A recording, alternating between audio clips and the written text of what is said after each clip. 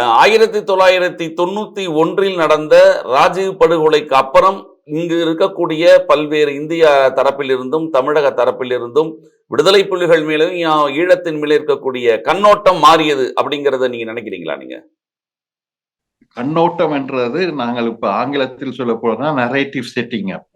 அப்ப நரேட்டிவ் ஒரு பார்வையா கேட்கிறேன். ஒரு பார்வை, ஒரு ஈழத்தின் மேல் இருந்த பார்வை வேறு விதமாக இங்க மாறியதா அப்படின்னு நீங்க நினைக்கிறீங்களா?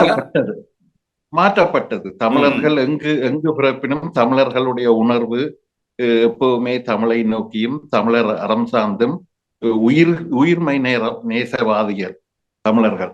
ஒரு பாரி வாடின மரத்தை பார்த்து கொடியை பார்த்து தேரைய கொடுத்த என்ற வரலாறுகள் எல்லாம் இருக்குது.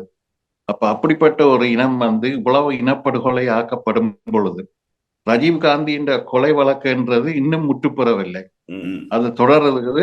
சுப்ரீம் கோர்ட்ல இருந்து எத்தனையோ கோர்ட் தீர்ப்புகள் எத்தனையோ விசாரணையை செய்ய சொல்லி அந்த விசாரணைகள் நடத்தப்படாமல் தொடங்கப்படாமலே இன்னும் இருக்கிறது. ஸோ நரேட்டிவ் செட் பண்றதுல இன்றைக்கு உலக போர்கள் ஒவ்வொன்றும் ஒவ்வொரு தொலைக்காட்சி மூலமாக அவர்களுடைய நரேட்டிவை உணரக்கூடிய உலகத்தில் இருக்கிறோம்.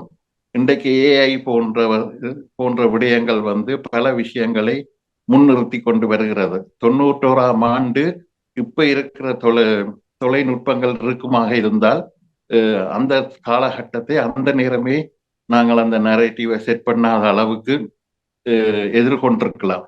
ஒரு ஆட்சி அதிகாரம் இல்லாத ஒரு இனமாக போராடி கொண்டிருக்கிற இனத்துக்கு குரல் கொடுக்க வேண்டியவர்களே அமெரிக்கா போன்ற நாடுகள், டெல்லி போன்ற நாடுகள் இறுதி கட்டத்தில் தமிழருடைய தலைமையை வெளியில கொண்டு வர்றதுக்கு முயற்சி எடுக்கிறோம் என்று சொல்லும் பொழுது இதே தமிழ்நாட்டு தலைவர்கள் என்று கூறியவர்கள் இல்லை இதோட முடிச்சிருங்கோ என்று சொல்ற அளவுக்கு வலியுறுத்தப்பட்டதாக புத்தகங்கள்ல எழுதப்பட்டிருக்கிறது.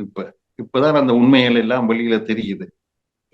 அந்த குடும்பத்துக்கு 4 அமைச்சர் பதவிகள் தேவை என்று சொல்லி டெல்லிக்கு போய் பேரம் பேசின காலகட்டங்கள் அது.